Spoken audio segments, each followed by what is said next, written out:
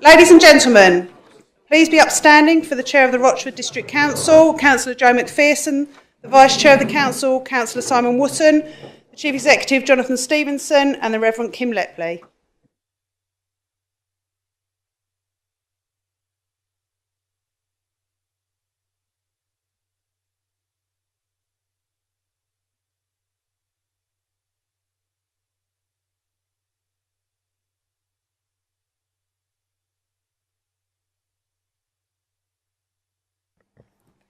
Please be seated.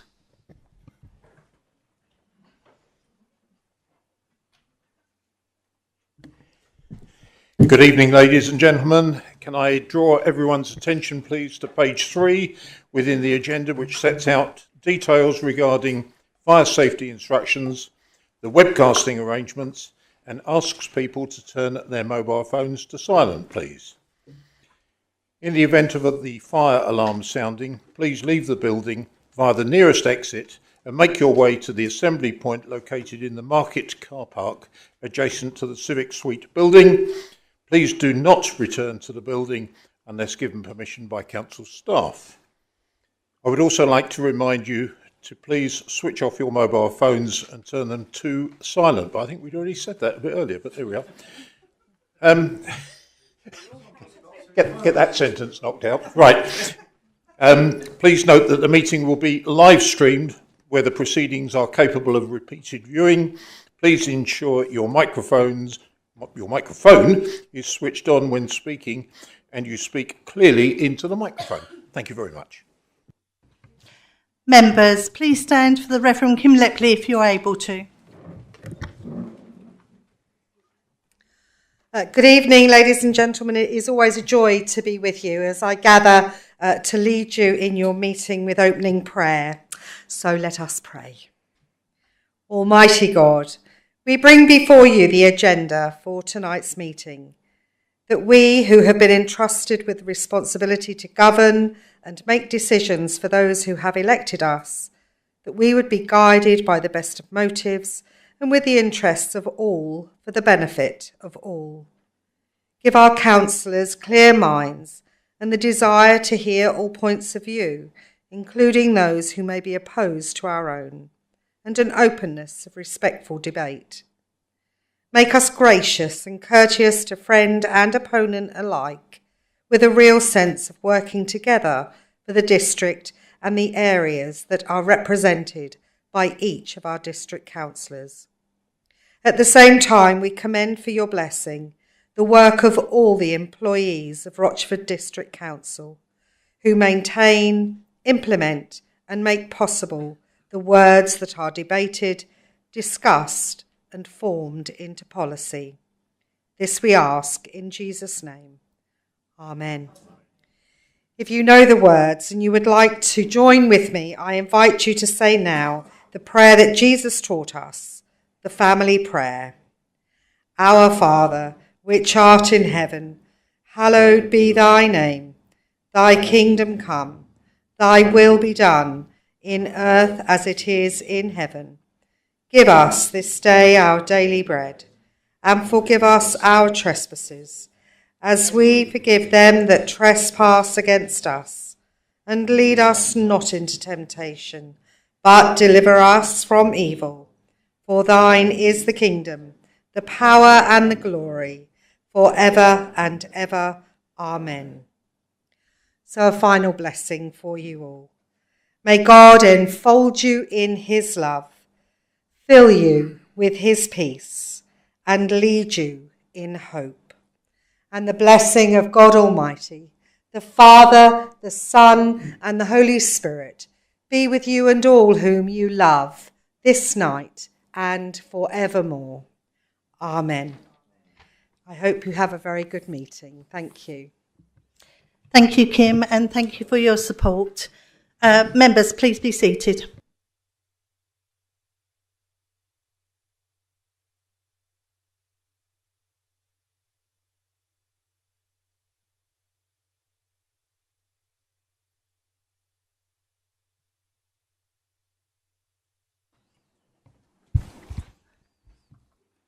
Thank you.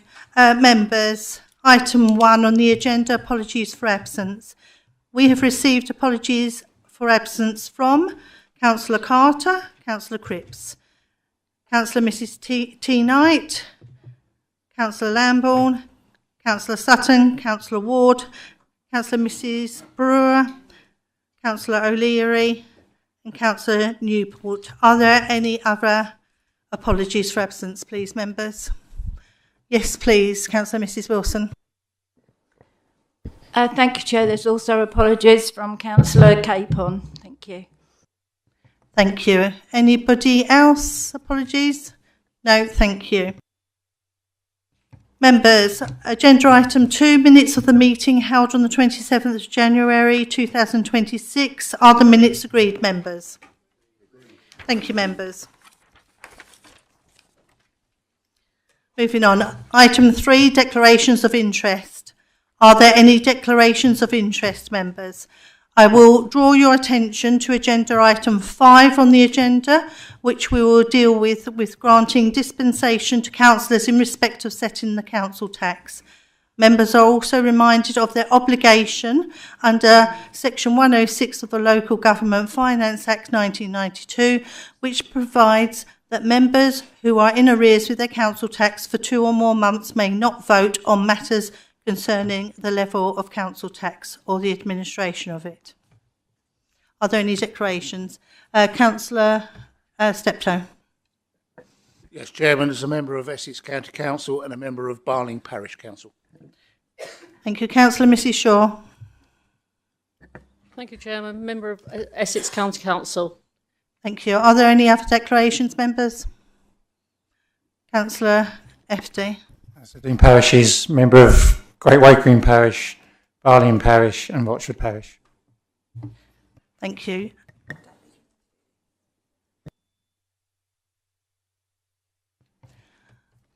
I will make a declaration as I am a member of Barling Parish Council. Are there any other Parish Council members who would like to indicate?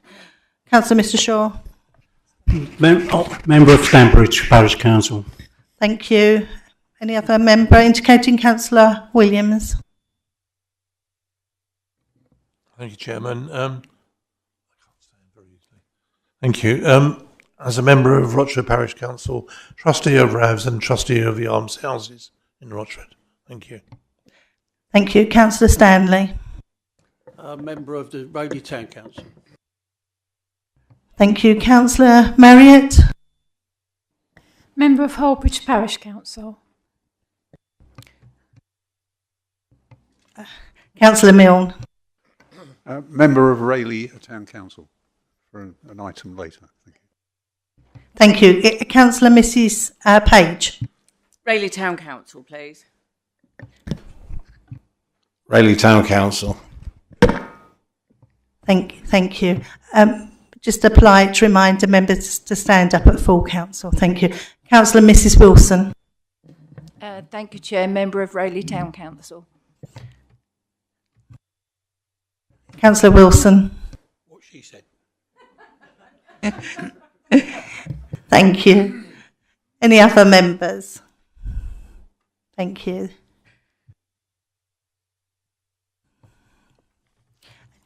Agenda item 4, announcements by Chairman of the Council, Chairman of any policy committee or head of paid services. Does the Leader of the Council wish to make any announcements? Thank you, Chair. Given the full agenda and the regular updates that I've been providing, I won't provide an update this evening. Thank you. Thank you. Does the Chairman of any policy committees or the Audit and Governance Committee wish to make any announcements? No one's indicating. Thank you. Does the Head of Paid Services wish to make any announcements? Thank you, Chair. I've got no announcements to make. Thank you. Thank you. I will try to keep the Chairman's announcements brief. Members, before I move on to my announcements, I would like to take a moment to thank all councillors and officers for the considerable work that has gone into the preparation of this year's budget. Setting a balanced and responsible budget is never easy, and I recognise the time, care and commitment that this process requires.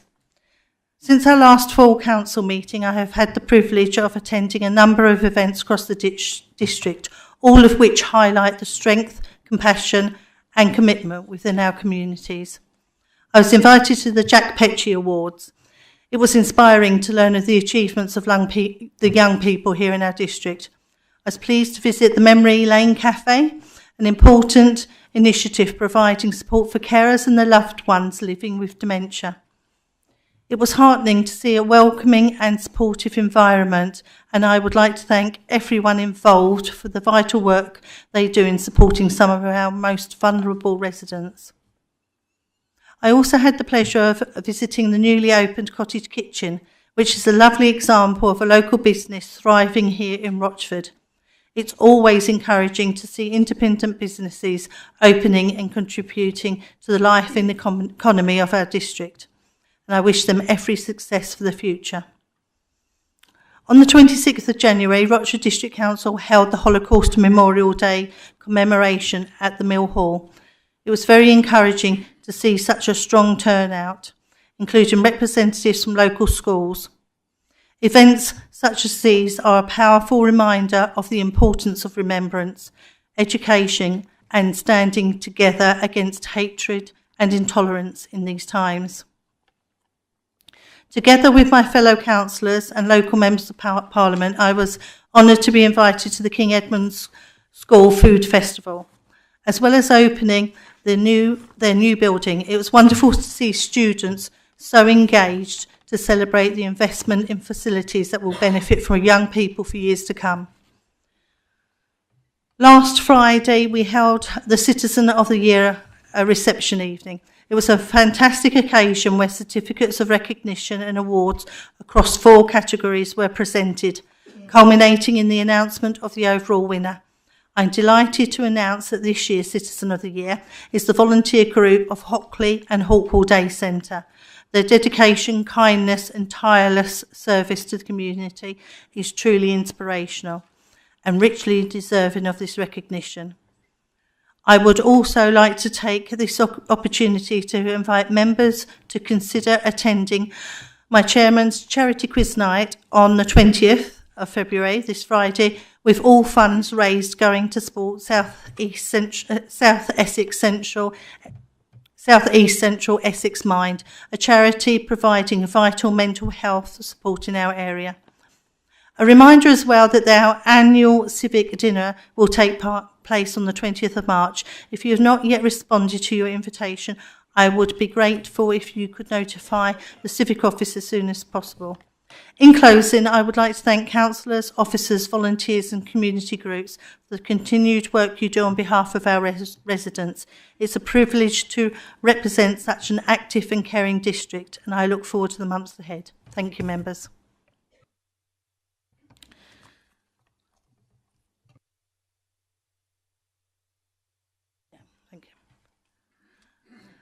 Members, before we proceed any further, I'd like to move a motion under Rule 16C with the Council's Constitution to change the order of business in the agenda.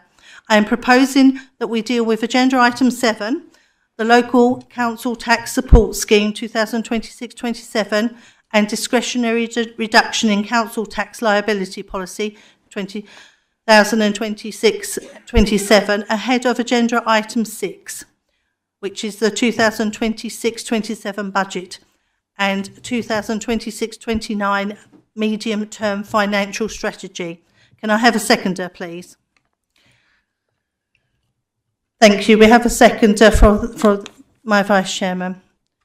So can we now go to the vote, please, members? All those in favour?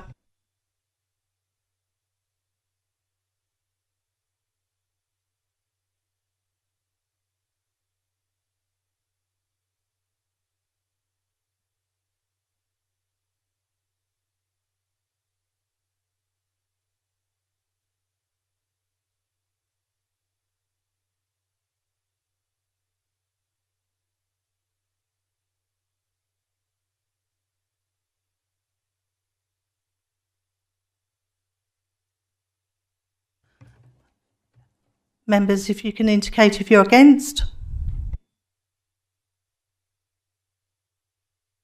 And members, if you can indicate if you're abstaining.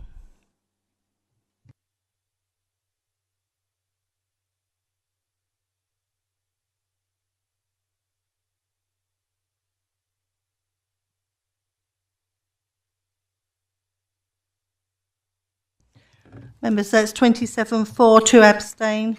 That motion's carried.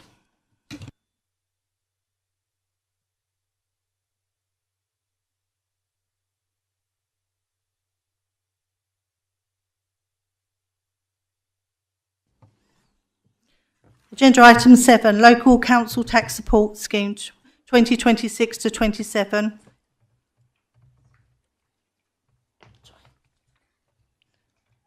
Forgive me, members.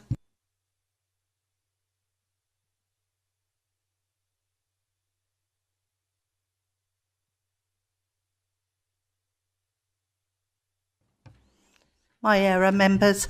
Item 5, granting dispensation to elected members. The report begins on page 11 of the agenda. I would like to invite Paula Deary, Monitoring Officer, to introduce the report. Thank you, Chair. I don't have anything further to add and happy to take any questions. May I invite the Leader of the Council, Councillor Belton, to move the recommendations. Thank you, Chairman. I'd like to move recommendations R1 and R2 on page 12. I don't have anything to add. Thank you. Do I have a seconder, please? Councillor Mrs Wilson. Would you like to speak on the item or reserve your right? Hello, Chair. I'd like to reserve the right to speak later.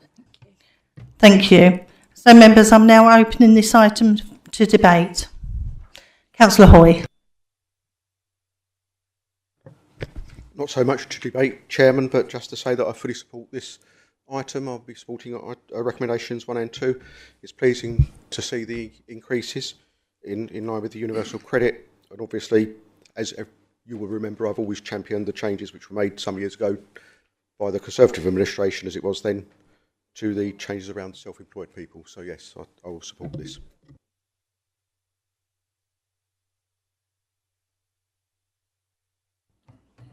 Any other member indicating? So if I can come back to Councillor Mrs Wilson, would you like to speak now? Thank you, Chair. I have nothing to add. Councillor Mrs Belton. Thank you. Just to sum up, I think Councillor Hoy was possibly speaking to a later agenda item, just for clarity, and this is agenda item 5 about the dispensation. So I'm ready for that to, I'd like to move that to a vote, please, Chairman. Sorry, Chairman, I thought you moved item 7 now.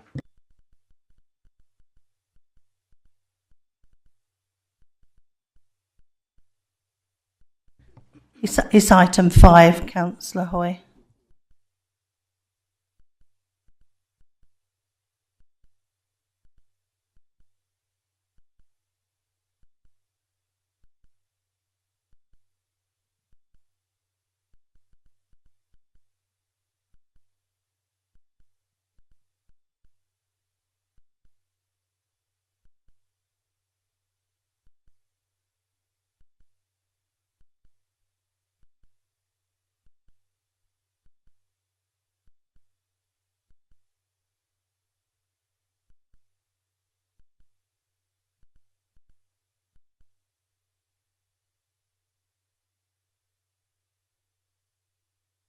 Okay.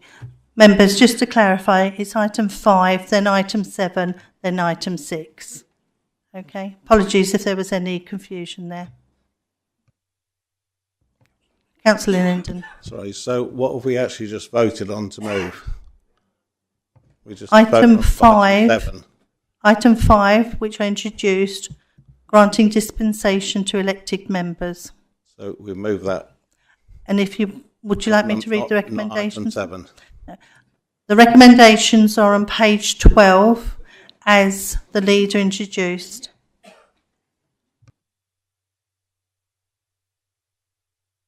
Okay, members, if we're clear, I will read out the recommendations as they are on page 12. Recommendation 1, that a dispensation be granted to all members of the council under Section 33 of the Localism Act to allow them to participate in the setting of the council tax for 2026-27. Recommendation 2, that the council's constitution be amended to give authority to the monitoring officer to grant future dispensations under Section 33 of the Localism Act 2011 to allow members to participate in decisions including the setting of the council tax.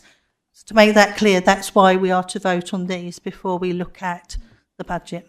Is that okay, members? And again, I apologise if there was any confusion. So are we happy to take those two recommendations together? Thank you, members. If you could please show your hands for in favour.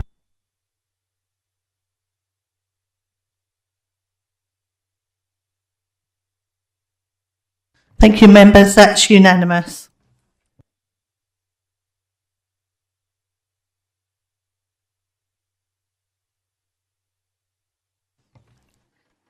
Now, members, you'll be happy to know I'm on to item 7.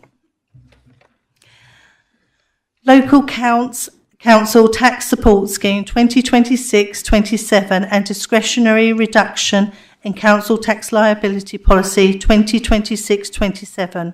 The report starts on page 135 of the agenda.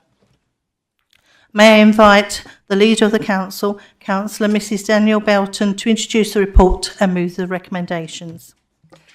Thank you, Chairman. It's my pleasure to put forward the recommendations R1 and R2 on page 136, and I have nothing else to add at this time. Thank you. Thank you. Do you have a seconder? Councillor Mrs Wilson. Thank you, Chair. I'd like to reserve the right to speak later. Thank you. Thank you, Mrs Wilson. Councillor Mrs Wilson, sorry. I'm going to open the debate to members. Councillor Hoy. Thank you for Councillor Belton for explaining what was happening earlier. I'd just like to say what I said earlier, really. Thank you. Any other member indicating? No, then I'm going to go back to Councillor Mrs Wilson. Would you like to say anything on this item? Not at this time, Chair. Thank you. And Councillor Mrs Belton, would you like to sum up this item? Thank you. Just ready to move the recommendations R1 and R2. Thank you. Thank you. So, members, the recommendations are on page 136. I will read them out. Recommendation 1, approve the Local Council Tax Support Scheme for 2026-27.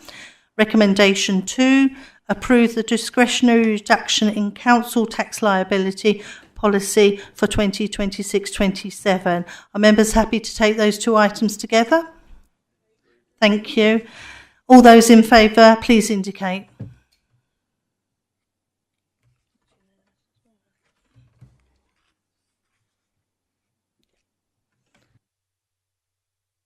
Thank you, members. That's unanimous.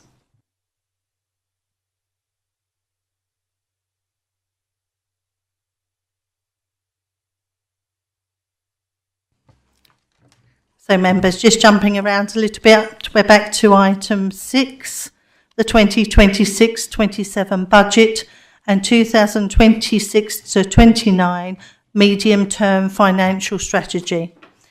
This report begins on page 15 of the agenda. I would like to invite Councillor Mrs Danielle Belton, Leader of the Council and Chairman of the Strategy, Finance and Policy Committee, to introduce the report. Thank you, Chairman. If agreeable, I would like to ask David Dickinson to present the technical element of the budget first, and then I will introduce the detail of the report thereafter. Thank you. Thank you. David? Thank you, Chairman. There's just a small update on the budget. So the budget was provisionally was based on the provisional settlement, which was in December. Then subsequently on the 9th of February, the final settlement was provided. Normally there's not a big difference. For the 26-27 budget, there's not a big difference. There's some protection.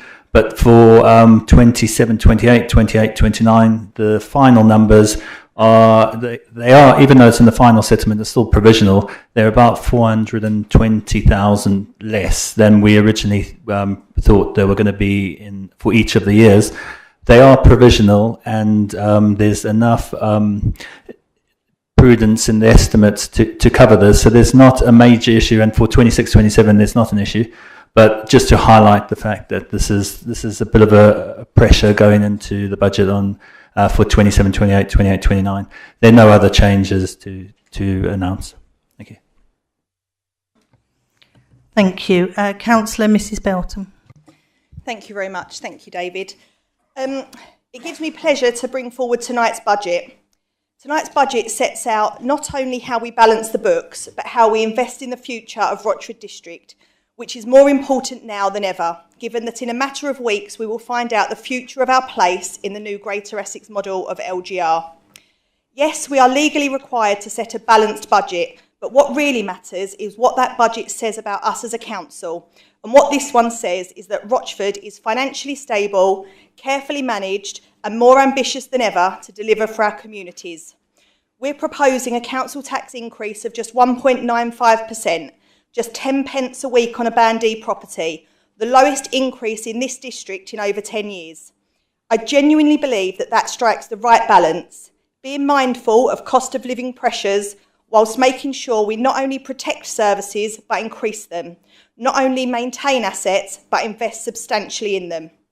We are committing significant capital investment into Rochford Town Centre. Rochford is the historic heart of our district. It deserves to thrive. This investment is about supporting local businesses, improving the public realm, increasing footfall and creating a town centre residents are proud of.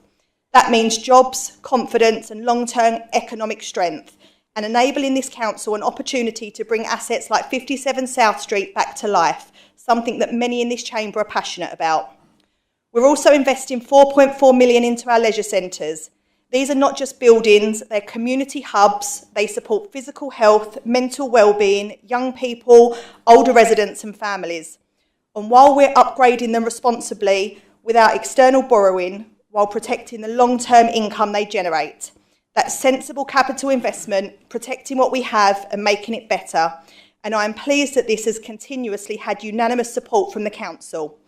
Furthermore, we are ring-fencing funds to invest in Great Wakering to maximise the leisure facilities and services available to residents in our most rural areas.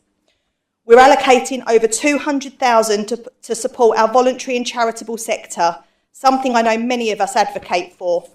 Our charities and community groups are often the first to step in when people need help.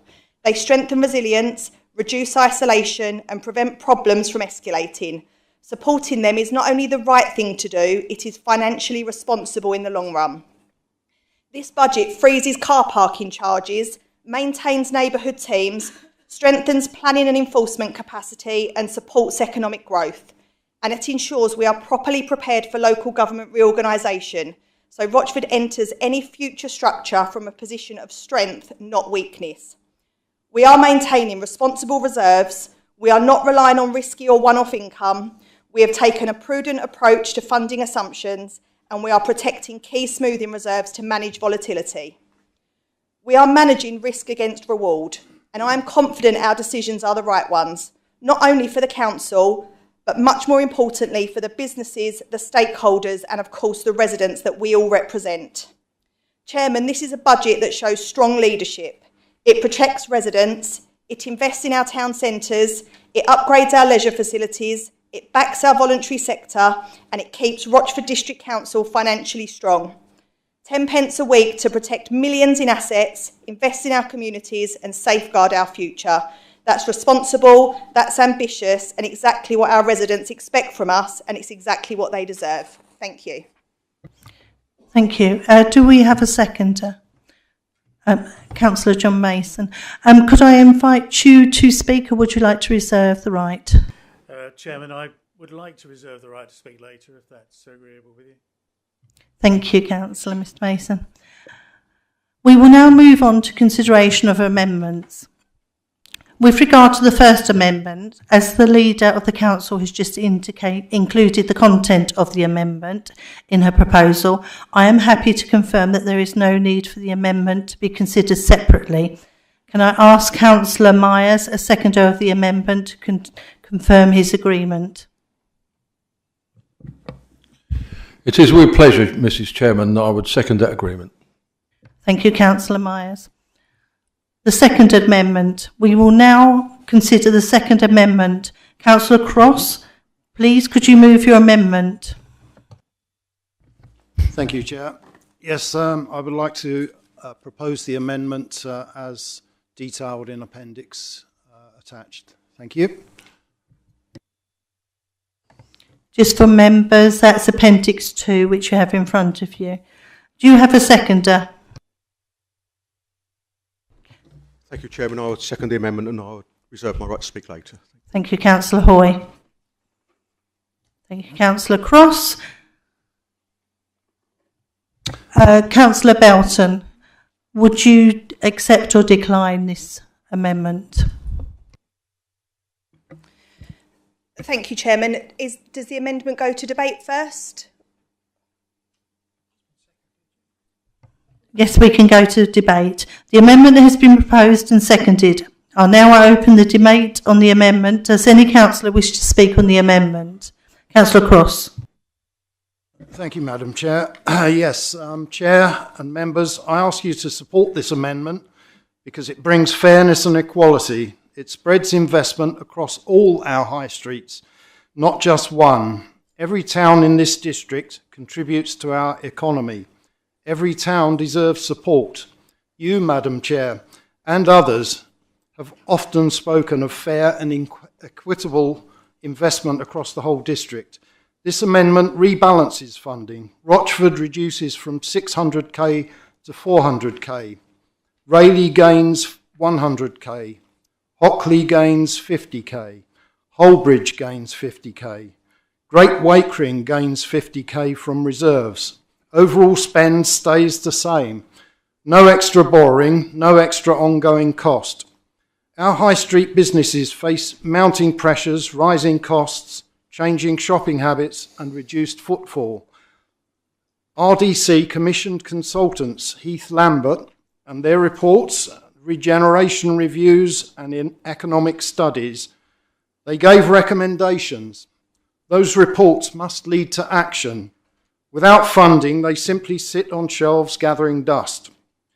Local businesses want visible support, cleaner streets, better public spaces, events that attract visitors.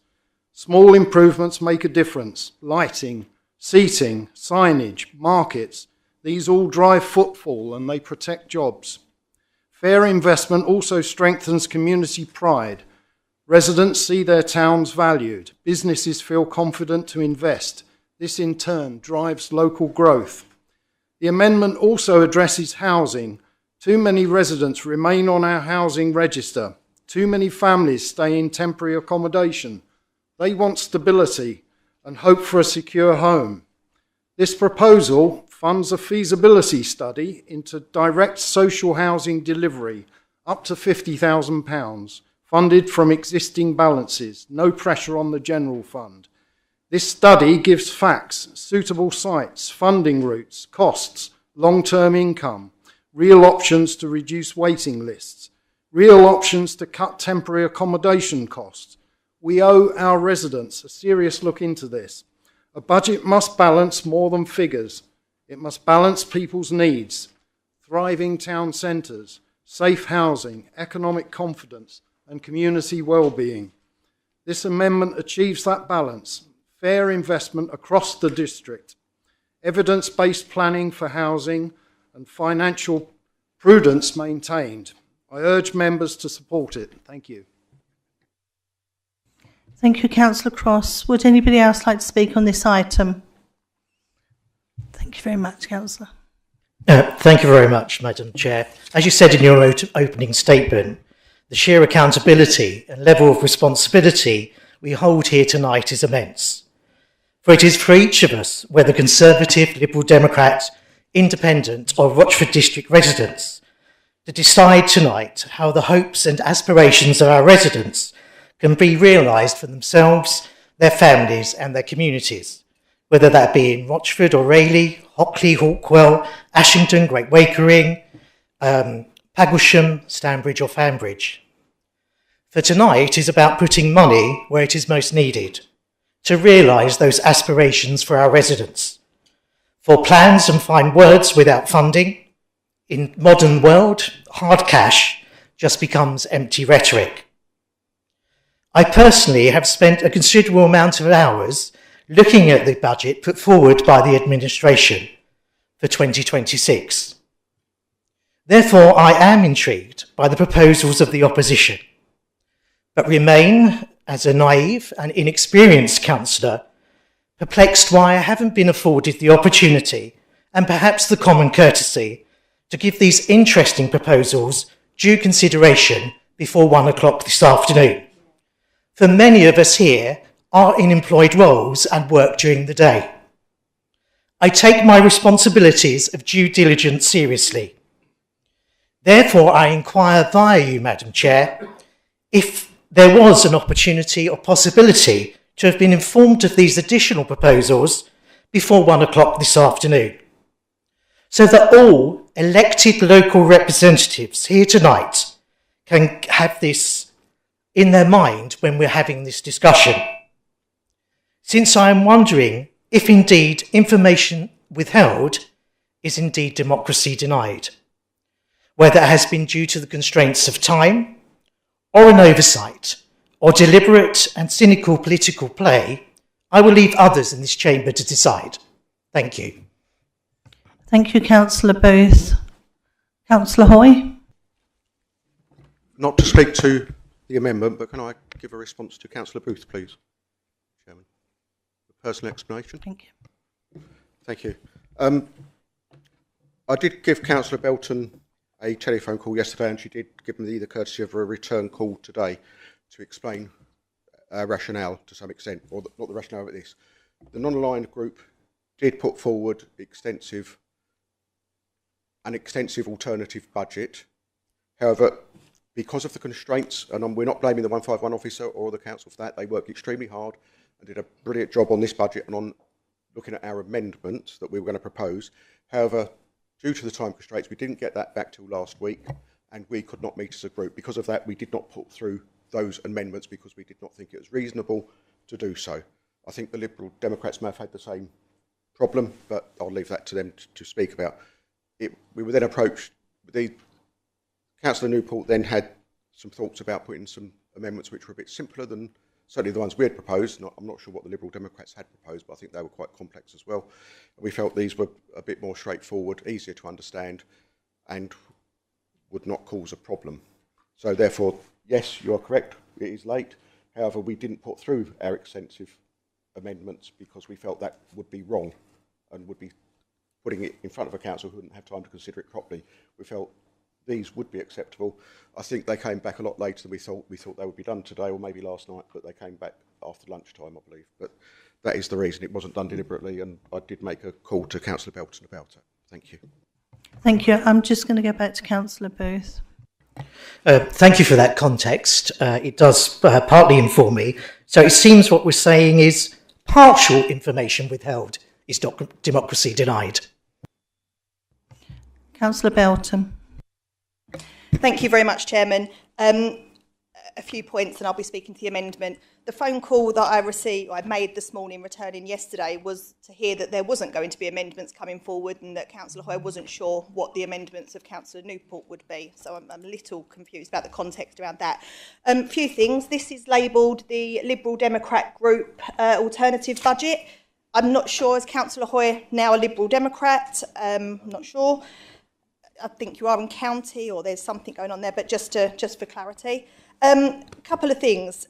Last week at the Strategy, Policy and Finance Committee, Councillor Hoy moved a motion to increase the Rochford Town regeneration budget to £600,000. He's now moving a motion to cut it by £200,000. Not sure what's happened in the week, but something's gone adrift. So that's strange.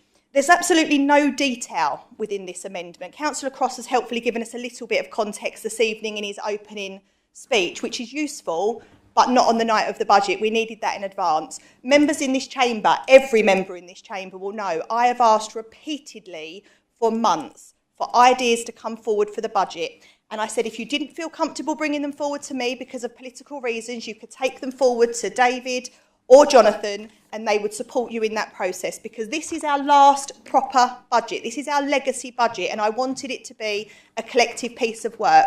But I made it crystal clear, if amendments came forward on the day or on the night, it would be almost impossible to support them, because we haven't been able to give them proper consideration, much to the points Councillor Booth has just raised. It's disappointing because actually they are so simple. The amendments are so simple that had they have come forward a little bit earlier, we probably could have found a way to support them. Certainly not by cutting the much needed generation into Rochford, but we could have looked at other means. We could have looked at other reserves. We cannot do that on the night because it wouldn't be fair on our 151 officer, and every member of this chamber has had ample opportunity. Indeed, yourself, Chair, came forward just last week with a clear suggestion, and we have been able to support that as part of this budget, because that is what this administration intended to do from day one, to be inclusive. So it's disappointing because I can't support it purely because of the lateness that it's come forward, and because I'm not taking money out of Rochford Town Centre that has been denied money over the course of a number of years, that it desperately needs to regenerate that area. Thank you. Thank you. Councillor Mrs Wilson. Thank you, Chair. I'd just like to echo what Councillor Belton has said. I am indeed her Vice Chair on that committee, and can echo that actually Councillor Belton made it perfectly clear that any suggestions, any ideas to be brought forward with time to consider was actually really important, not just for the good of the council, but for the good and hopefully to the advantage of the residents. I am so very disappointed this has happened this evening, because I can't support this, because I'm not very good at making a snap decision as to what's wrong and what's right. Also, at that committee meeting, as Councillor Belton has said, there was a reasonable discussion about the monies that were going to be given to Rochford Town Regeneration. And I think it's absolutely wicked that from the 4th of February till this evening, the councillors that voted for that and or debated it have now done a total U-turn. Well, we are used to a certain political party doing a U-turn. I think we're just almost joining a queue now. Fortunately, it's not mine. Okay, so there is not enough detail. Fair investment is a wonderful phrase, but I don't know what that means. Does that mean we're going to put more litter bins in or more bus shelters? I don't know. That I can't make a decision. So sadly, I will not be supporting this, which is a real shame, because there may be substance behind this which we could have, but I can't make a decision with no time to think about it. Thank you. Thank you, Councillor Mrs Wilson. Councillor Linden. Thank you. Firstly, thank you, Councillor Cross, for this suggestion, which I totally applaud. But I do say that maybe it would have been better for this to be brought up in committee. We did sit in this very chamber the other day and agree to 500 going up to 600,000, which we thought was absolutely admirable to be able to spend on Rochford. Particularly with other things that are going on in Rochford at this moment with the Town of Culture, it focuses on there. What concerns me is the risks and consideration. Reducing the Rochford allocation may limit the Council's ability to address emerging or higher cost improvements in Rochford, and any shortfall would need to be met from other funding sources or by prioritising the capital programme. So, as I applaud, and we need to invest in all areas of the Rochford district, what does concern me is the fact that we're now looking at potentially having to find other money from elsewhere. And there is also another item on the agenda which is obviously calling on us for more money as well. So I'm stuck in the middle now. Yes, I want the investment in Rayleigh, I want the investment in the other places, but we've already agreed we're going to spend it somewhere. We can't now go and say we're going to take it away. So maybe we bring this to committee so we can actually talk it further forward. You've put me in a very difficult position because I want to support, but I can't see I can support because it affects other areas of the council on budget night. Thank you. Thank you. Is there any other member indicating? Councillor Reeves. Thank you, Chair. I want to speak to the item 3.4, social housing feasibility study. Obviously, I, like others, have literally just, during the term of this meeting, seen the details of this proposal. A simple conversation, having been previously chair of the housing committee, a simple conversation would with our housing director would make it very clear that for us to consider having any council housing, as it would be termed, is out of the question. It's not feasible in financial terms or in practical terms at all. So I'm a little puzzled as to why that's gone in there, because just a simple conversation would have actually cleared that one up, and it's something that can't happen. We don't have the resource for it. We're not likely to have the resource for it. £50,000 is not going to scratch the surface. When it comes to looking at social housing, it is something that we are considering within the planning policy and the development committee, and there are issues in that around what the government is actually looking for us to actually provide. That is more of a problem than this is here. So I can't support that particular element, and as that's in there, I can't support that. The other thing is that I find really strange, we seem to have just arbitrary sums being allocated to various areas. If I look at it from a point of view of previous expenditure, I'm a little puzzled why it is that Rayleigh representatives are looking for more money for Rayleigh when you've already had millions spent in Rayleigh on the mill. That kind of seems a little unfair to the electorate to have more money centred around Rayleigh. So again, I find that rather strange. And of course, being a representative for Hockley, I would have liked to have had time to have actually discussed what they thought that the £50,000 would be allocated to. Without an allocation, I think it's just a little bit, it feels opportunist, politically opportunist on this. And I just don't understand why it is that it's been left right to the last minute, despite the actual explanations that have been given. So, again, as I say, I'm afraid I can't support this amendment. Thank you. Thank you, Councillor Eaves. Any other member indicating?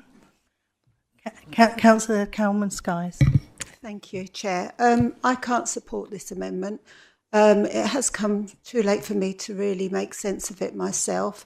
Also, as the councillor for Hawkwell East, I'm not sure what benefit there would be there.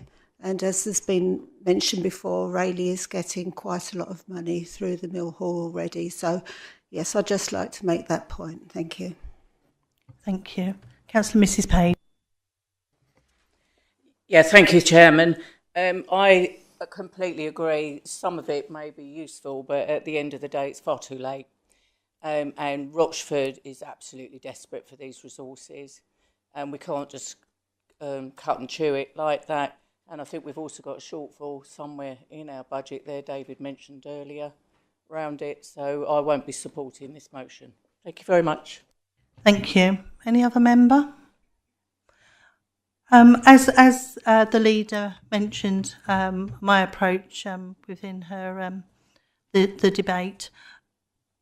If I'm honest, I'm a little bit disappointed. We attended a budget briefing. Those who didn't attend the budget briefing would have got a recording of it. In that, unless anybody wants to correct me, our leader said if anybody has any ideas for this budget, to take them forward. And it didn't have to actually be through the leader if you're uncomfortable to. It could have been through our chief executive. I read through the budget. Just for some background, Great Wakering used to have a sports centre. That was about 10 years ago. Since then, it's had no funding whatsoever into sports or recreation. So I thought, Right, I've been invited. Here's my opportunity. I'll put something together. And I actually put it over with quite a lot of detail and in plenty of time. So I'm disappointed, as the other members are, because on the face of this, Councillor Cross, it's a good idea, but it's just too late in the day to be included in the budget, so I can't support it either. Thank you, members. If there's no more debate, Councillor Hoy. Yeah, I'll just reserve my right to come back. Is that okay now? Apologies, Councillor Hoy. Thank you. Yeah, I did speak up earlier. That was just in response to Councillor Booth. That was all. I had some preparation here, but I think I'll respond to the points, really. I do want to reiterate that we did the process just outlined by Councillor Belton. It might be we didn't take it through Councillor Belton, but we took it through the officers, and we did not get any response until last week. That was too late to take through our group. I would point out that the amendment on the Great Wakering spend of, I think, £40,000 in total, we only received yesterday, which I think normally wouldn't be acceptable, but I'm happy to go with that on that basis. And this would have been maybe 12 hours later coming in today, but that was again delayed. I think there were issues, as I understand it, about how the amendment was to be taken in one part or two parts, and that delayed it by a few hours again. But I agree it's not acceptable, but there must be a better process to allow us as opposition members to get these budget proposals through the structure that is in place. If we are taking it through officers, it must allow us to have them a couple of weeks before, so these could be distributed a week before at least the budget, not the night of the budget or the day of the budget or even the day before the budget. I agree that that is quite poor and not acceptable in many ways. However, if that's all that's left open to us, I think it's right of us to take that, because alternatively we'd be criticised for not bringing any amendments through to the budget or any changes. On the point around the social housing made by Councillor Eaves, I do take the point, and yes, we're aware of what has been said about the fact we don't have any social housing ability to run them in this council. However, that's ignoring the fact that we do have land, there's a social housing need in this area, and that in 2 years' time, whichever unitary model is chosen, we will be within a unitary authority which does have social housing within it, which will be owned directly by those councils and then presumably by that unitary. So, to my mind, we're getting ahead of the game, as it were, by doing that feasibility study now, which will lead into the new unitary model. It just makes perfect sense to me. As for changing my mind, which has been raised, I think the great James O'Brien, he's a radio broadcaster on LBC, says, what's the point of having a mind if you can't change it? I change my mind. I do that quite frequently, as people here might know. I listened to officers, actually, because they actually did point out that it could be better to have the £500,000 available for other projects as they came forward, which could be in other areas. And I understood that, and I took that on board.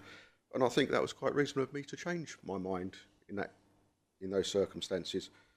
That's all I really have to say on that. I think it's just sharing the money more evenly across the district. I don't think Great Wakering is... I agree with the chairman that Great Wakering hasn't had any investment, nor has Holbridge, nor really has Hockley, to be fair. And I think it's just reasonable to give those areas the opportunity. High streets are suffering, and this is a way to improve those high streets. Yes, Rayleigh has had some investment in the Mill Hall, quite considerable. I think it was 1.6 million, and there's probably a fiasco over the original proposals for it to be knocked down and the community centre built. So that wasn't really investment, that was a waste of money. And I think we all agree on that. I think we all agreed on that, how that went. However... Hoy, can we just keep to this amendment? I tried, yeah. It was answering the points that people have made around the amendment, and they quoted about the Mill Hall having investment. But that is the only part which did have investment. Rayleigh High Street hasn't had investment from this district council. And as we said, there was the post-COVID report that we had from the consultants, which we haven't really acted on. So that's why this has come forward late in the day, but that's why I support it. Thank you, Councillor Hoy. I believe our Chief Executive, Jonathan Stevenson, would like to come in there. Thank you, Chairman. Just wanted to pick up the point, Councillor, not for me to talk on the amendment or the details of the amendment, but regard the process, I'm not aware of any change of process, but more than happy to feedback to all members of the timeline of some of the communications we've had with members, not any detail around that, because I'm aware that all communications that have gone to the 151 obviously have been dealt with as reasonable as possible. We've been talking about the budget since probably last October. There hasn't been any change of that, and we've had group meetings with all group leaders, confidentially obviously, and not for shared. I'm not aware of any delays, unreasonable delays, but obviously in the last few days of a budget, always very difficult to get information back. But I will feed back to members if there is anything that we haven't provided, and provide a timeline around the process. But I'm not aware, and I don't think the 151's aware of any other delays or unusual process that we've undertaken. The normal discussion is, have you got any proposals for the budget? We asked very much right back in October, and please let me know as soon as possible, and we'll help support you. And that's all political parties across the room, but I will look into that and investigate and come back to group leaders on that process. Thank you. If there's no other members wishing to speak on this, we are now going to go for a vote on the amendment. All those in favour, please raise your hand. Can I request a recorded vote for this, please?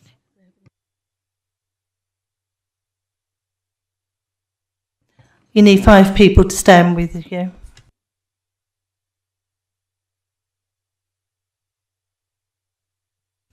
That's fine, thank you, councillors.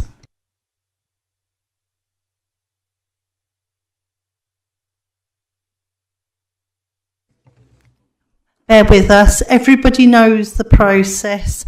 Please make sure your mic is on when you respond to the officer. Thank you.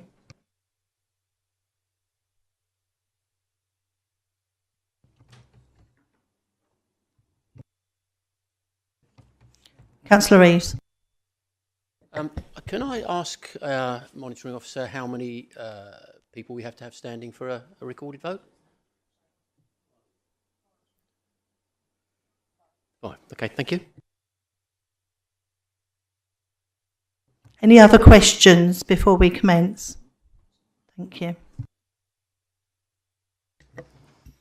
Thank you, Chairman. So just for clarity, we're voting on Appendix 2, the alternative budget proposals from the Liberal Democrat Group, 26-27. I'm going to start by calling the Chairman, then the Vice Chairman, then alphabetically. If you could speak clearly and say whether you're in favour, against or abstain, please. Councillor Joe McPherson. Against. Councillor S. Wotton. Against. Councillor Mrs. Belton. Against. Councillor N. Booth. Against. Councillor R. Constable. Against. Councillor Cross. For. Councillor FD. Against. Councillor Eaves. Against. Councillor Mrs. Gooding. Abstain. Councillor Hoy. For. Councillor Linden. Regrettably against. Councillor Miss Marrett. Oops. Against. Councillor E. Mason. Against. Councillor J. Mason. Against. Councillor Milne. Against, but we should look at this next year. Councillor Myers. Against. Councillor L. Newport. For. Councillor S.J. Page. Against. Councillor D. Sharp. Councillor P. Shaw. Against. Councillor Mrs. L. Shaw. Against. Councillor Mrs. Squires Coleman. Against. Councillor Stanley. For. Councillor Steptoe. Against. Councillor Webb. Against. Councillor Williams. Against. Councillor S. Wilson. Abstain. Councillor I. Wilson. Against. And Councillor Mrs. V. Wilson. Due to lack of time to consider, against. Thank you.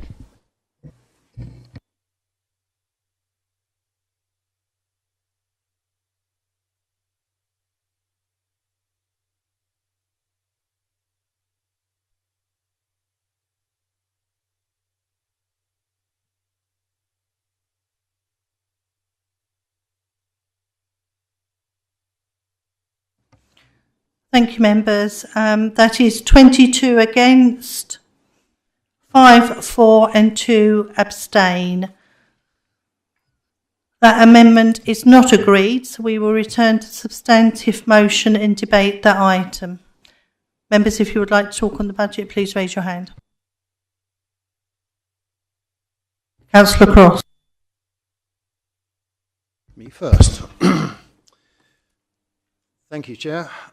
Page 47 quotes a budget for the Mill Hall works at £1.696 million. The report presented to the Economic Development, Regeneration and Tourism Committee meeting last week gave a figure of £1.646 million, a difference of £50,000. Will the solar PV installation now go ahead as we have found £50,000?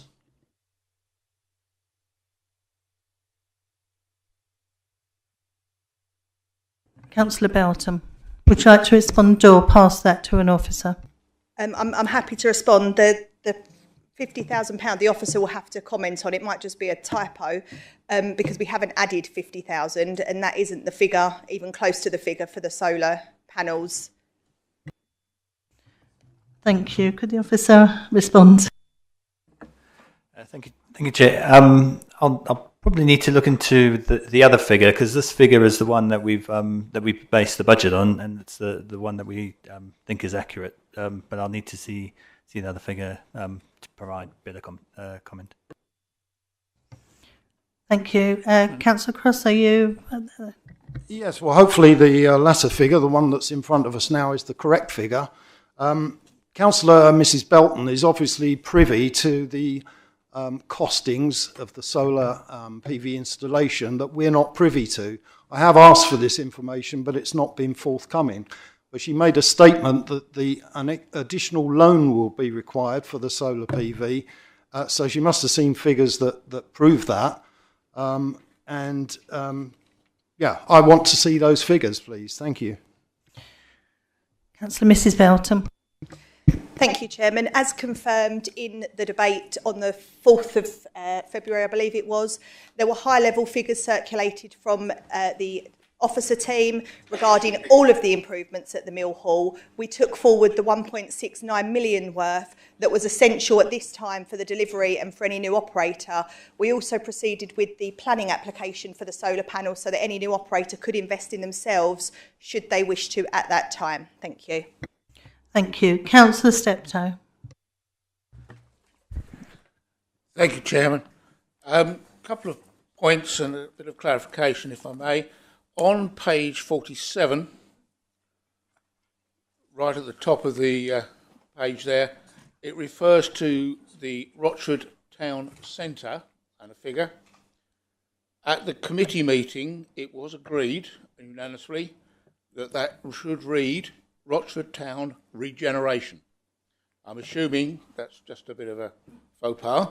And can I ask that is corrected from centre to regeneration, please? Point of clarification, I'm a little confused, and a couple of people have mentioned it, that Rochford Town Regeneration is £600, but the document here says £500. Can you just clarify which it is? Okay, all right, understood now. Thank you. Thank you, Councillor Steptoe. I love it when the councillor finds the answer to his question. And yes, the title will be amended to Rochford Town Regeneration. Thank you. Okay, that's in both points, because I hadn't picked up on the lower point as well. 1, 2, 3, 4, 5, 6, 7 up from the bottom. Thank you. It's noted. The other thing I did want to say was that Rochford Town has, I was going to use the word starved, but I think that's wrong, but it's been neglected for a number of years. And I'm very, very pleased to see that this money is coming forward to regenerate it. And I'd also add, Chairman, with your blessing, the same for Great Wakering. It's been left a little bit out on a limb, like Rochford, and I'm just very, very pleased that this will now go forward and bring back some life to both of the areas. Thank you, Chairman. Thank you. Councillor Webb. Thank you, Chairman. I'd like to thank officers for their hard work in preparing this excellent budget. We've seen some excellent community work this year through the district, through the Rochford Priority Fund, with nearly £36,000 distributed to our communities. Our excellent community grant scheme, seeing £30,000 distributed to a wide range of various charities and organisations within the district. We have volunteers work planned for this coming June, which I'm very much looking forward to. In addition, we've been able to support RAVS, the CAB, Revive Community Supermarket and Scarfed. With that in mind, I'm pleased to see £90,000 in the Localities Fund to support our ongoing communities work in 06-07, as outlined on page 37 of the budget. A budget for the full breakdown of how this work will be spent will be taken to a future committee. This is a budget of investment in our district and a budget for the future. It's an investment in Rochford Town Centre. It's an investment in our leisure centres, both Rayleigh and Clements Hall. And it's an investment in our communities. Chairman, I'm very happy to support this budget. Thank you. Thank you. Any other members indicating to speak? Councillor Hoy. Councillor Cross, you've already spoken, haven't you? Thank you, Chairman. I want to begin by recognising that this is, in many respects, a responsible budget. It maintains financial stability, continues the overall direction established in previous years and the previous administration. It should do it's the same corporate plan, essentially, and proposes only a modest council tax increase of around £5 per year for a Band D property. That reflects an understanding of the pressures residents are under. However, responsibility alone is not enough. A budget should not only maintain services, it should demonstrate an ambition for the future of our district. And there is some here. I mean, we have £500,000 in the Rochford Regeneration Fund, as pointed out by Councillor Septo, an additional £100,000. I might have to be slightly reminded of the figure because I didn't have time to get it before I came here, but certainly over £500,000 is to be invested in the Freight House, again in Rochford. So Rochford isn't being neglected. However, I'm still not sure where the ambition is. I've still not seen the current administration's plan for the regeneration of Rochford. And that's what we do need to see, that it's all very well allocating the money, but we must have a plan, and I haven't seen that plan. The plan which was in place around the Freight House as a centre to attract people to Rochford has been voted against, so that's not there now, and I don't know what has replaced it. There are other missed opportunities. I mean, our corporate plan speaks about ensuring our places and spaces enable everyone to live life to the full, including value assets like Hockley Woods. That's mentioned specifically.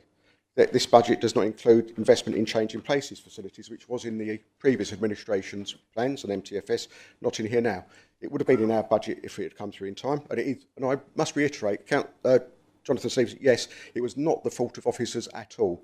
I think it's the process.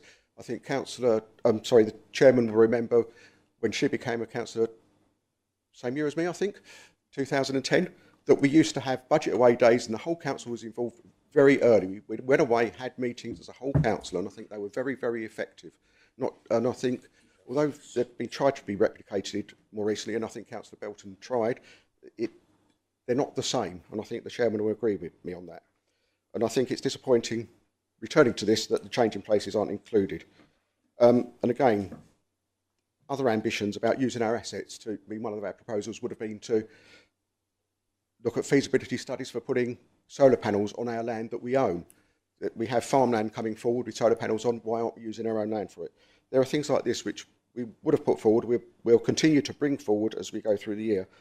And that's my problem with the budget as such. I couldn't vote against it because essentially a lot of it carries on, but I feel like I might abstain because I think it could be so much more, and I'm very disappointed that it doesn't include our amendment, which might be one of the reasons why I will be abstaining. Thank you. Thank you, Councillor Hoy. I do agree with you. They were quite good, the budget away days. But Councillor Hoy, you know me well enough as well that if I would like something to go in the budget, I will go at it like a bull to a red cloak until I get something or something from someone. And I'll just reiterate, it was just too late for some of us to vote. Councillor Cross, did you want to come back on this one? I'll just make a quick point, if I may. I couldn't find anything in the budget which referred to our ambitions for net zero by 2030. We're still in a climate crisis declared by the council, yet apart from HVO fuels, which we're trialling, I believe, in our vehicles, there's not a great deal of mention for net zero, apart from the corporate plan, which is still in existence, and James Newport's stated ambitions for our net zero targets. Thank you, Chair. Thank you. Any other member wish to indicate? Councillor Mrs Wilson. Thank you very much, Chair. Can I just say that I'm really pleased to hear Councillor Hoy wanted to see improvements to Rochford town in spite of wishing to take some pennies away from them. It's really nice to get support from all councillors. I personally am pleased to support this forward-thinking, resident-focused budget. We all know that local government reorganisation will reshape our financial and operational decision-making future.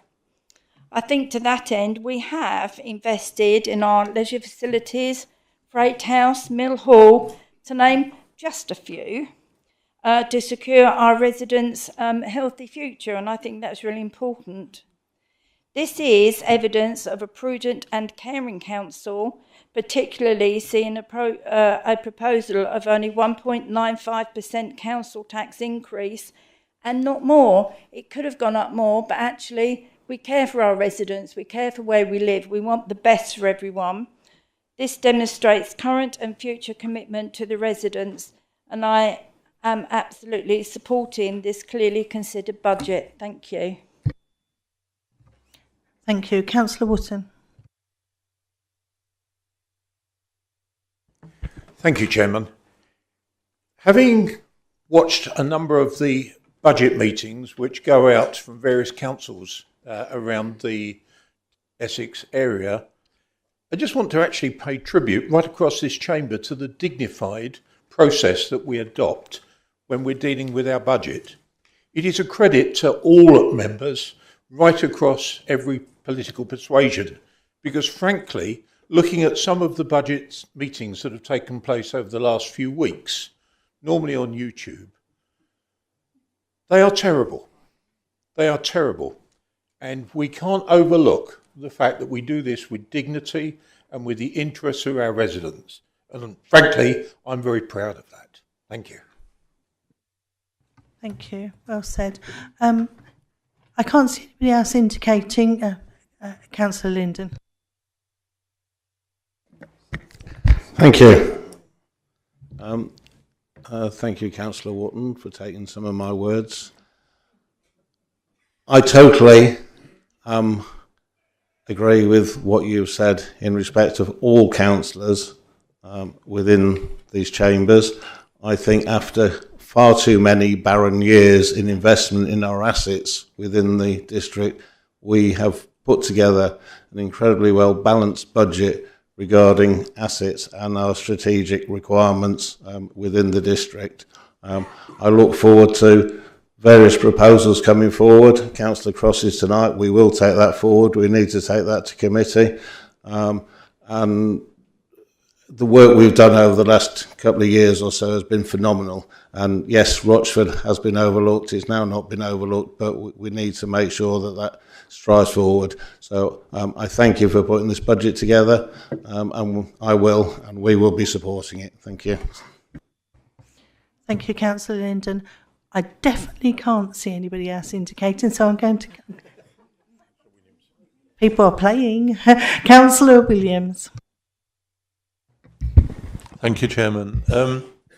This is, I think, my 10th budget with this council, and I have to say it's been the least stressful of all. I'd like to thank the members for the people of Rochford. It's long overdue, the investment in Rochford. So thank you, and thank you for the officers. Thank you, and I shall support this. Thank you. Councillor Mr Mason, I'm coming back to you now, as you reserved your right to speak. Thank you, Chairman. It's nice to have a go at the end. Thank you so much. I think this is my 22nd or 23rd budget, so I think I've probably got quite used to, well, actually, I'm used to the dignity, as Councillor Wotton says, and Councillor Linden say, that actually we apply to all the business in our council. I've seen too many on YouTube that seem to descend in undignified behaviour. I'll say that and leave that now, just where it deserves. I just want to round up, as seconder, to all the recommendations, to just a few highlights in support of the budget. This budget recognises the need for additional funds to be provided to council operations, to add further resources to planning, to climate change and net zero aspirations, tourism, events, strategy, enhanced communication service for residents, economic development, IT, and inevitably fund the changes that are going to be brought by LGR almost immediately. The capital budget recognises the need to invest in community assets, and this continues, and I want to emphasise this continues the revised approach in the previous two administrations. I just want to remind members of that little list. We are, in terms of our community assets, we are investing in the Freight House. We are investing in Rochford Town regeneration, and that will include 57 South Street. Wow. We are taking the opportunity to future-proof ourselves as a district around LGR by retaining and making sure we retain the Civic Suite post-LGR as a meeting place in our district.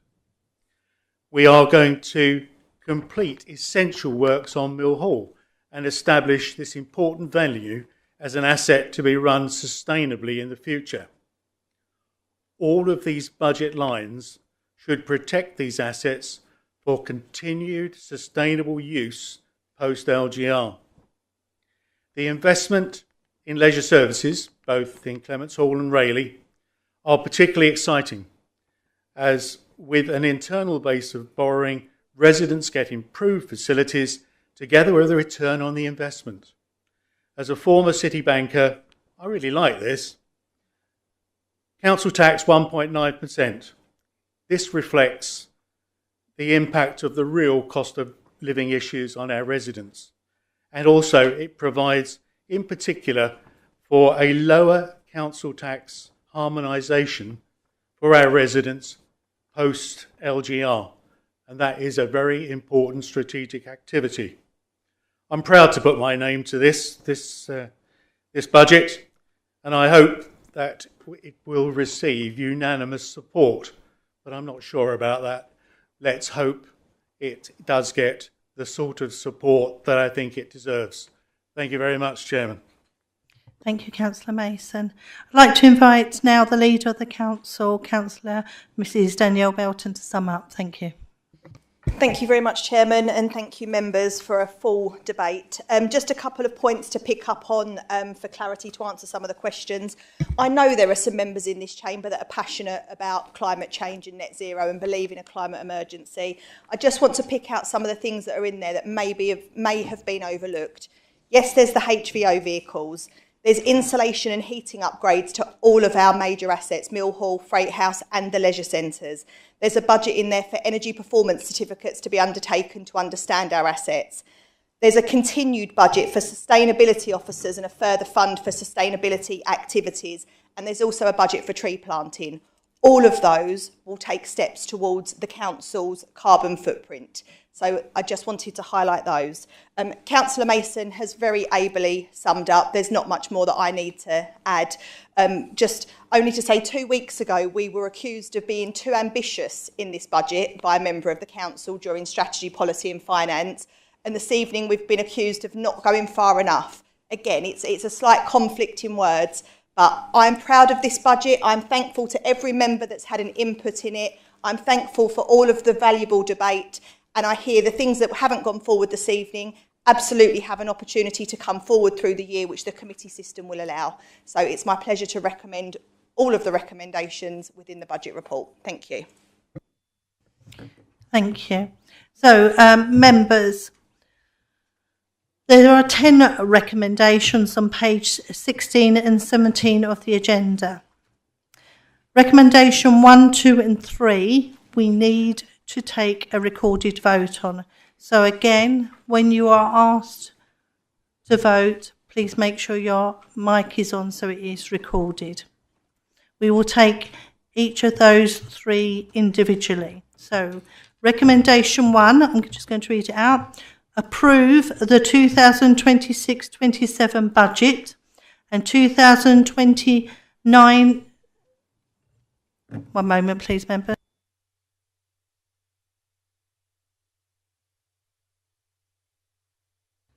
Sorry, member, slight typo. The 2028 to 29 medium-term financial strategy for both revenue and capital, and note the council's overall position for 2026-27. So it's a recorded vote, members.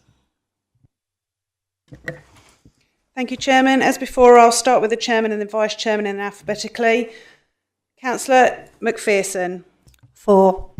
Councillor Wootton. 4. Councillor Mrs Belton. 4. Oh, sorry. Councillor Booth. 4. Councillor Constable. 4. Councillor Cross. Abstain. Councillor FD. 4. Councillor Eaves. 4. Councillor Mrs Gooding. 4. Councillor Hoy. Abstain. Councillor Linden. 4. Councillor Miss Marriott. 4. Councillor E Mason. 4. Councillor J Mason. 4. Councillor Milne. 4. Councillor Myers. 4. Councillor L Newport. Abstain. Councillor SJ Page. 4. Councillor Sharp. Abstain. Councillor P Shaw. 4. Councillor Mrs Shaw. 4. Councillor Mrs Squires Coleman. 4. Was that 4? 4. Thank you. Councillor Stanley. Abstain. Councillor Steptoe. 4. Councillor Webb. 4. Councillor Williams. 4. Councillor S Wilson. Abstain. Councillor I Wilson. 4. And Councillor Mrs V Wilson. 4. Thank you.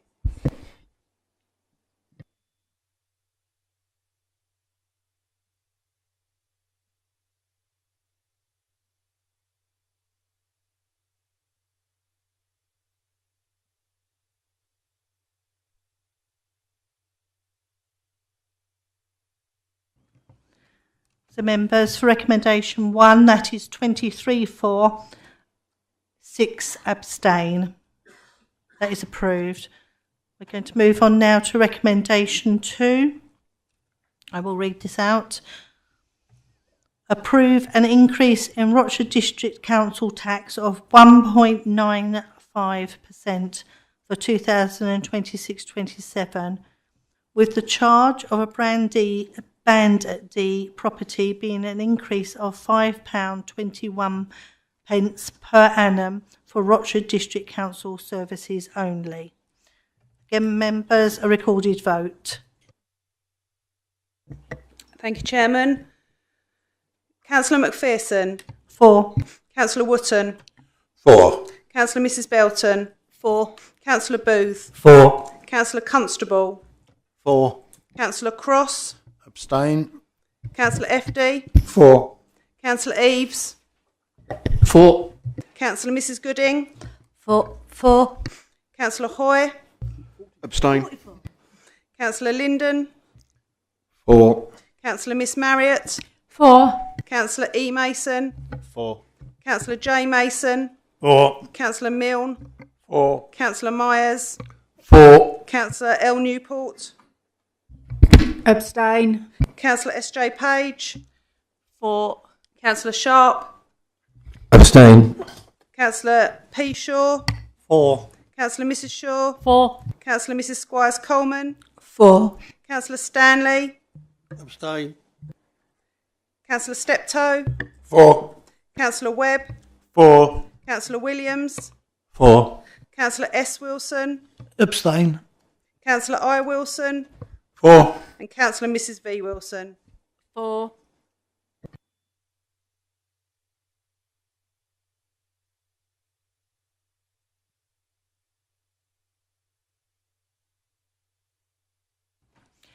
Thank you, members. Recommendation 2, that is 23 for and 6 abstain. That recommendation's approved. Recommendation 3, approve the council tax resolution as set out in section 10 and appendix 6 and delegate authority to the section 151 officer to make any necessary amendments once final precepts from other major precepting authorities are confirmed, and to publish the final schedule accordingly. A report on the final figures will be brought to the next meeting of full council. Again, members, it's a recorded vote. Thank you, Chairman. Councillor McPherson. For. Councillor Wotton. For. Councillor Mrs. Belton. For. Councillor Booth. For. Councillor Constable. For. Councillor Cross. For. Councillor FD. For. Councillor Eaves. For. Councillor Gooding. For. Councillor Hoy. For. Councillor Linden. For. Councillor Miss Marriott. For. Councillor E. Mason. For. Councillor J. Mason. For. Councillor Milne. For. Councillor Myers. For. Councillor L. Newport. For. Councillor S.J. Page. For. Councillor Sharp. For. Councillor P. Shaw. For. Councillor Mrs. Shaw. For. Councillor Mrs. Squires Coleman. For. Councillor Stanley. For. Councillor Steptoe. For. Councillor Webb. For. Councillor Williams. For. Councillor S. Wilson. For. Councillor I. Wilson. For. Councillor Mrs. V. Wilson. For. Thank you. Thank you, members. Recommendation 3 was unanimous.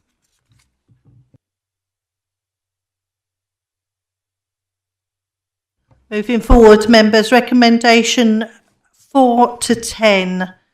Is everybody in agreement that we take those en bloc? Thank you, members. Sorry, Chairman, can you confirm how it works? As some are for noting and some are for approving? I don't have a problem taking them together, but is that okay?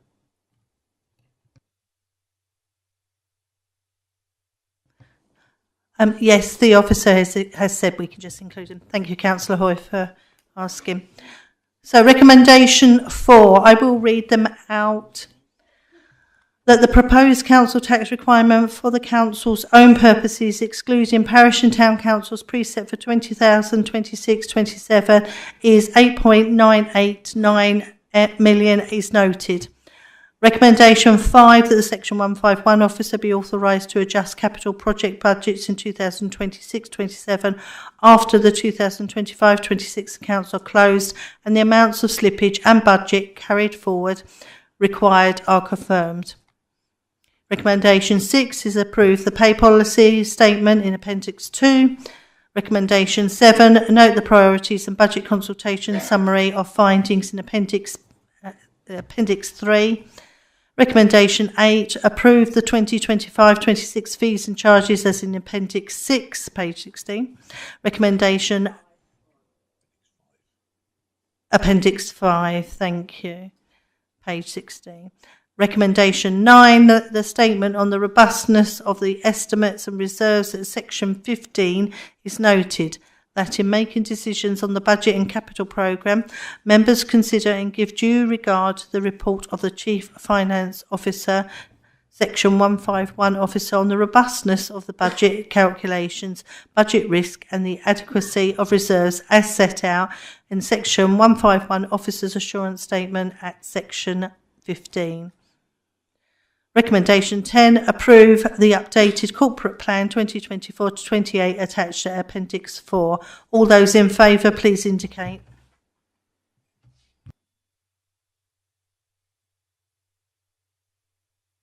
Thank you, members. That is unanimous.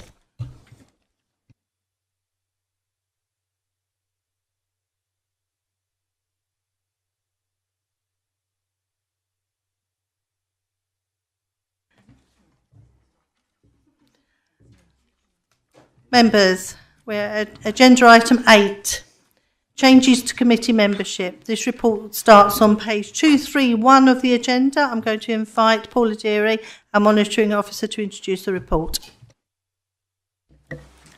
Thank you, Chair. I don't have anything further to add on this report and happy to take any questions. Thank you. Thank you. Could I invite the Leader of the Council, Councillor Mrs Danielle Belton, to move the recommendations? Thank you, Chairman. Nothing to add in terms of the report, but happy to make proposal to move recommendation 1 on page 231. Thank you. Thank you. May I invite a second, is it Councillor Mr Mason, to speak, or reserve the right, of course? Thank you, Chairman. I don't think there's any need to reserve the right to speak, although, as Councillor Belton indicated, any questions will be welcome. Thank you. Thank you. I'm now going to open to debate. Does any member want to speak on this item? I can see nobody indicating. So I'm now going to invite the Leader of the Council to sum up. Apologies. Consider it summed up. Thank you, Chairman.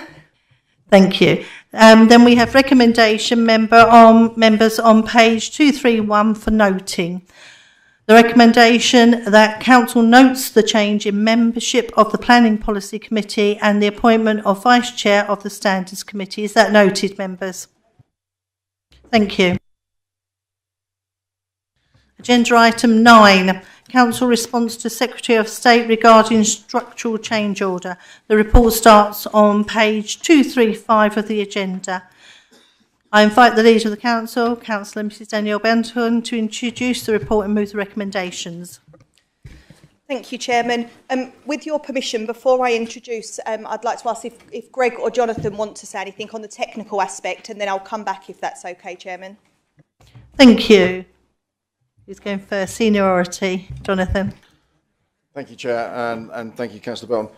Members, you have a report in front of you following a letter from the Secretary of State asking us to consider the statutory change order, which is the mechanism for local government when we get a determination in March.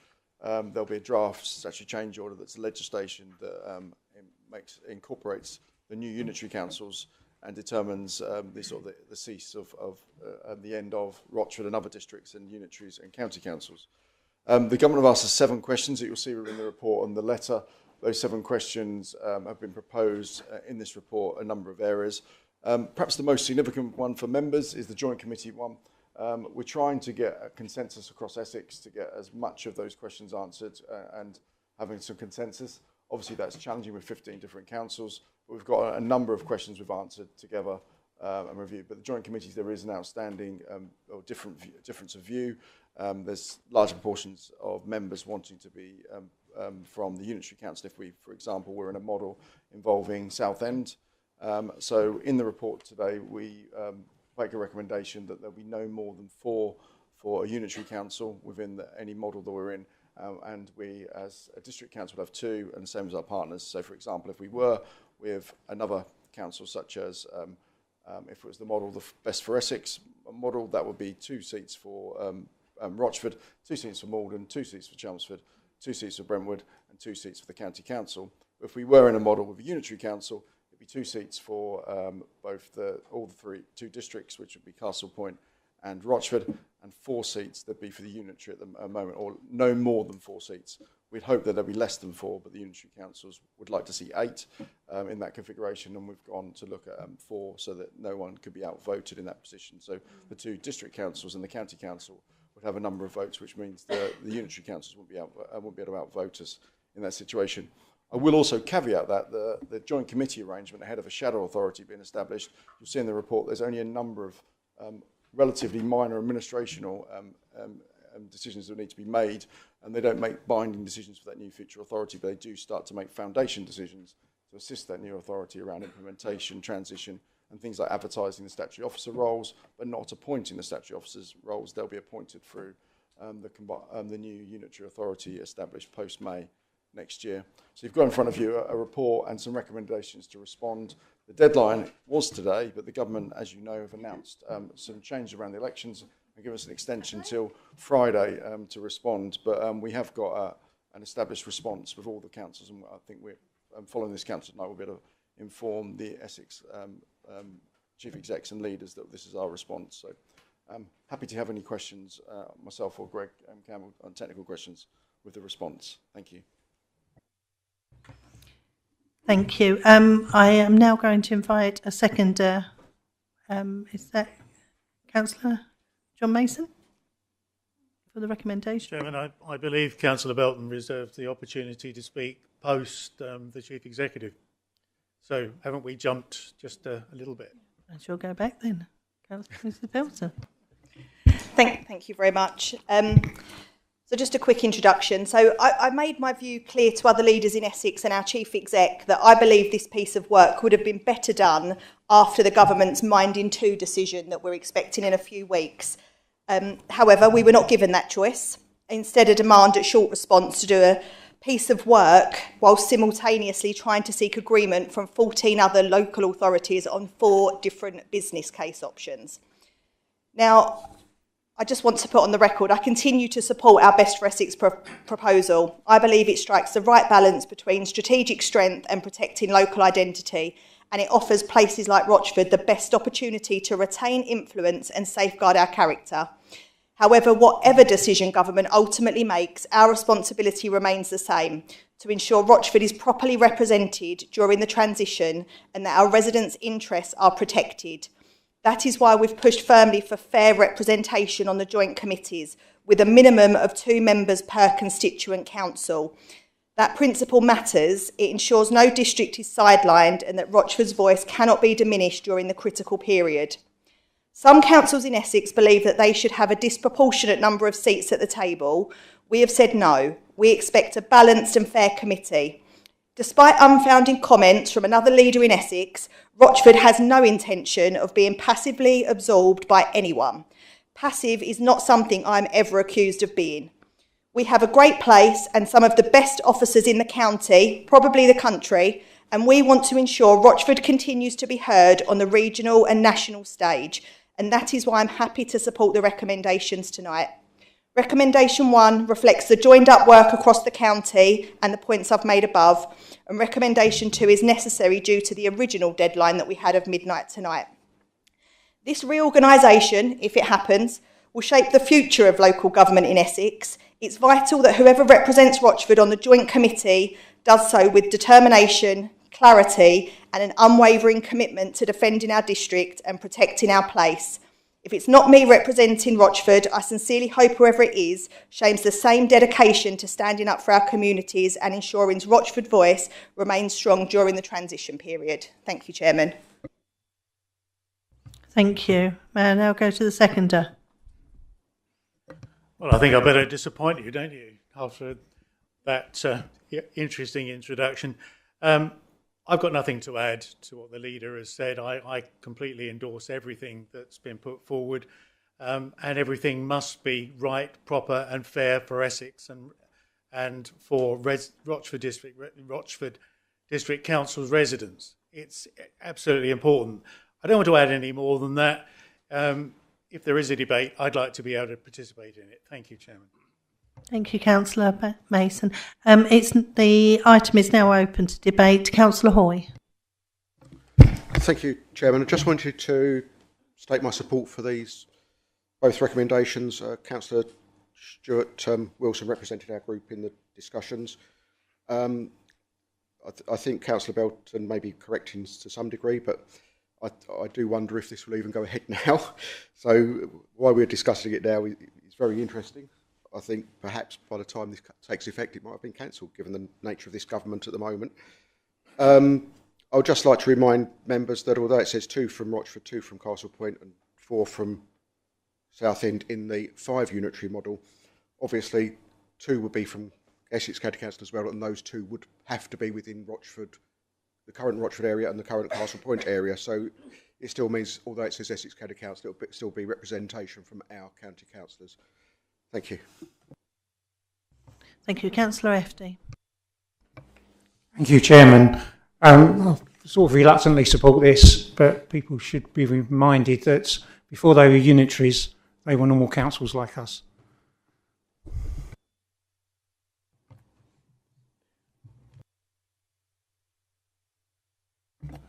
Just for clarity, Councillor Hoy, I believe our Chief Executive is just going to come back on one point. Yeah, thank you, Chairman, and thank you, Councillor Hoy. So I think the preference might be for the situation the councillors from Essex will represent those areas or possibly put themselves up for election to the Shadow Authority. But I don't think it's been confirmed by the county that that would be their approach. But I think it's definitely been discussed. But I don't know if they confirm that, but I can't confirm or that. But I know that did come up in discussions with all the leaders. That would be a preference that they represented the areas rather than not. Councillor Hoy. Thank you, Jonathan. I'll withdraw that remark. I may have heard it in a conversation that I shouldn't have heard in that case. Thank you. Is any other member indicating to speak on this item? No, then I'll return to Councillor Mrs Belton to sum up. Thank you. I just want to extend my thank yous to Jonathan and Greg. This has been a difficult piece of work at short notice to pull together, and it's taken a lot of work with other chief execs and directors across the county. But I'd like to now move recommendation 1 and 2 on page 3. Thank you. Thank you. So, members, are we happy that we take the recommendations together? Yep. Thank you. So I'll just read them out. Recommendation 1, to approve the Council's response to MHCLG's letter dated 16th of January 2026, seeking views on matters that will be necessary for the Secretary of State to consider any structural changes, orders SEO for Essex as detailed in Appendix B of this report. Recommendation 2, to delegate authority to the Chief Executive to make any necessary minor amendments and submit the Council's response by the 17th of February 2026. All those in favour?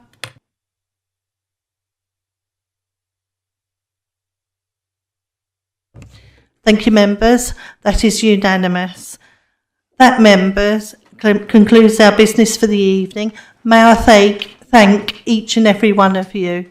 This has been a pleasant meeting to chair and a lot of debate, and clearly each and every member cares greatly about the residents here in Rochford. Thank you.